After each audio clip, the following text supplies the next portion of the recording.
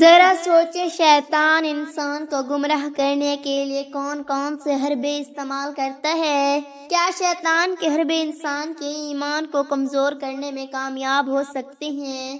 شیطان کس طرح انسان کو نیکی کے راستے سے ہٹانے کی کوشش کرتا ہے؟ کیا شیطان کی چالوں سے بچنے کے لیے کوئی خاص طریقے موجود ہیں؟ کیا انسان شیطان کے وسوسوں سے خود کو محفوظ رکھ سکتا ہے؟ قرآن و سنت میں شیطان کے حربوں سے بچنے کے کیا طریقے بتائے گئے ہیں، جن کے بارے میں نبی کریم صلی اللہ علیہ وسلم نے فرمایا کہ جو شخص بسم اللہ الرحمن الرحیم، حضرت ابو ہریرہ رضی اللہ تعالی عنہ سے روایت ہے کہ ایک مرتبہ نبی کریم علیہ وسلم کے پاس ایک شخص آیا اور کہنے لگا، یا رسول اللہ صلی اللہ علیہ وسلم مجھے نصیحت فرمائیے۔ نبی کریم صلی اللہ علیہ وآلہ وسلم نے فرمایا، غصہ نہ کرو۔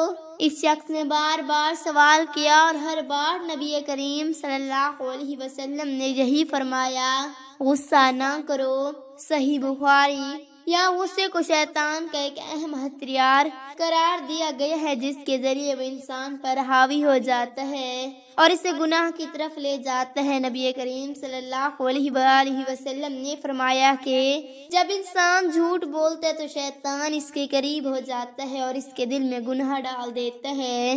یہ ہمیں سمجھاتا ہے کہ جھوٹ، غصہ اور دیگر برائیاں انسان کو شیطان کے قریب کر دیتی ہیں اور وہ اس کا دوست بننے لگتا ہے۔ قرآن مجید میں اللہ تعالیٰ نے بتایا ہے کہ جب حضرت آدم علیہ السلام کو پیدا کیا گیا تو شیطان نے حسد اور غرور کی بنا پر ان کی عظمت کو قبول کرنے سے انکار کیا اور اللہ کے سامنے یہ وعدہ کیا کہ وہ انسان کو ہر ممکن طریقے سے گمراہ کرے گا۔ کہنے لگا، میں ان کے آگے پیچھے دائیں اور بائیں ہر طرف سے آ کر گمراہ کروں گا۔ حضرت مولا علی رضی اللہ تعالی عنہ فرماتے ہیں، انسان کو پیدا کرنے کا مقصد دنیا کی رنگینیوں میں کھو جانا نہیں بلکہ اللہ کی رضا کے مطابق زندگی گزارنا ہے۔ شیطان دنیاوی لذتوں اور خواہشات کو اتنا خوبصورت بنا کے پیش کرتا ہے کہ انسان ان کی طرف مائل ہو جاتے۔ اس عمل کو قرآن میں یوں بیان کیا گیا ہے، شیطان ان کے اعمال کو مزین کر دیا ہے۔ شیطان انسان کے دل میں وسوسے ڈال کر اسے گمراہی کی طرف لے جانے کی کوشش کرتا ہے۔ حضور اکرم صلی اللہ علیہ وآلہ وسلم کا فرمان ہے، شیطان انسان کے دل میں وسوسے ڈالتا ہے جب تک کہ وہ اللہ کا ذکر کرے۔ صحیح مسلم۔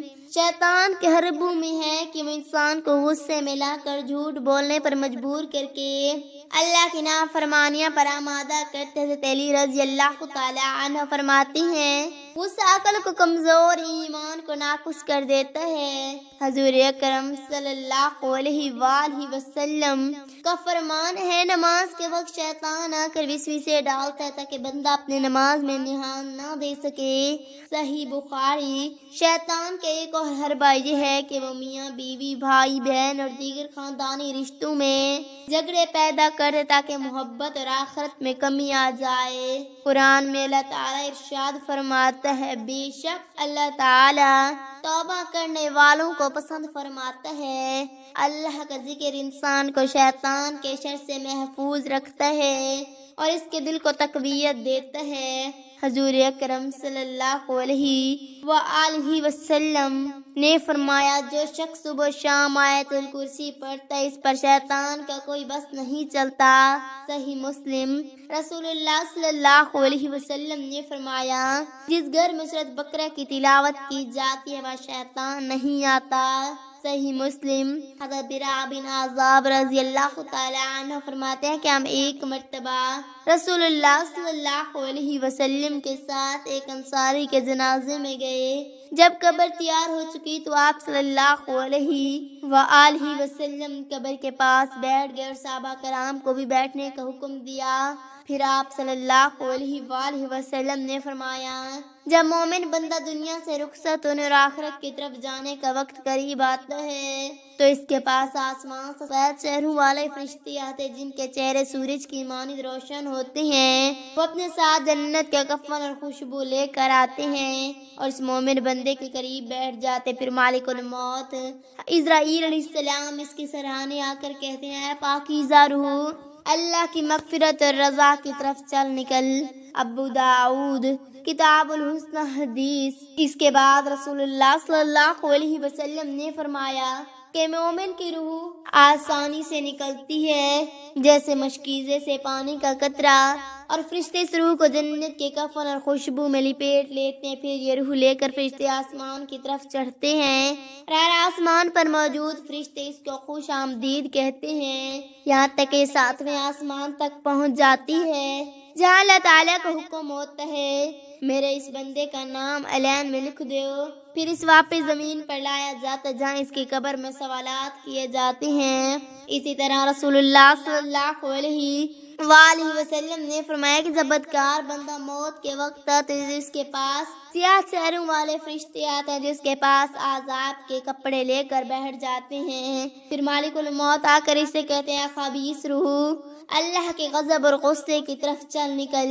اس کے بعد نبی کریم صلی اللہ علیہ وآلہ وسلم نے بیان فرمایا کہ کس طرح اس بدکار کی روح اس کے جسم سے مشکل سے نکالی جاتی ہے اور اس کو جہنم کے کپڑے میں لپیٹ کر جاتے ہیں، جہاں اس کو شدید عذاب دیا جاتا ہے۔ شیطان انسان کو غصہ، جھوٹ اور لالچ میں مبتلا کرنے کی کوشش کرتا ہے، لہذا صبر اور اخلاق مضبوطی کے ذریعے اس کے حربوں کو ناکام بنانا ضروری ہے۔ انسان کے دوستوں اور ماحول کا اثر اس پر ضرور پڑتا ہے۔ نیک لوگوں کی صحبت سے انسان شیطان کے وسوسوں سے بچ سکتا ہے۔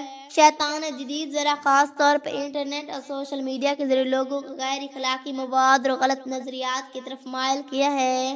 آج کل شیطان نے لوگوں کے دلوں میں دنیاوی مال دولت کی محبت، حسد اور خود غرضی پیدا کر دی تاکہ وہ دین سے دور ہو جائیں اور ایک دوسرے سے نفرت کریں۔ شیطان خاندانی نظام دراڑے ڈال کر رشتوں کو کمزور کرے تاکہ محبت اور بھائی چارے کا خاتمہ ہو جائے۔ انسان کا فرض ہے کہ وہ شیطان کے حربوں کو سمجھ کر اپنی زندگی کو اللہ کی رضا کے مطابق گزارے۔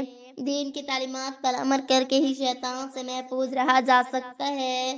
حضور نبی اکرم صلی اللہ علیہ وآلہ وسلم نے شیطان سے بچاؤ کے لیے مختلف دعائیں تعلیم فرمائی ہیں۔ ترجمہ: اے اللہ، میں تیری پناہ میں آتا ہوں شیطان کے وسوسوں سے، تجھ سے دعا کرتا ہوں کہ وہ میرے پاس نہ آئیں۔ پیارے بھائی اور بہنوں، شیطان کا مقصد ہمیں دین کی راہ سے ہٹانا اور اللہ کی نافرمانی میں مبتلا کرنا۔ ہم سب کو چاہے کہ اللہ تعالیٰ سے مدد مانگیں اور اس کی راہ پر چلنے کی کوشش کریں۔ شیطان سے بچنے کے لیے اسلامی تعلیمات کو مضبوطی سے پکڑے، اپنے ایمان کو قوی بنائیں۔ اللہ تعالیٰ ہمیں شیطان کے شر سے بچائے، آمین ثم آمین۔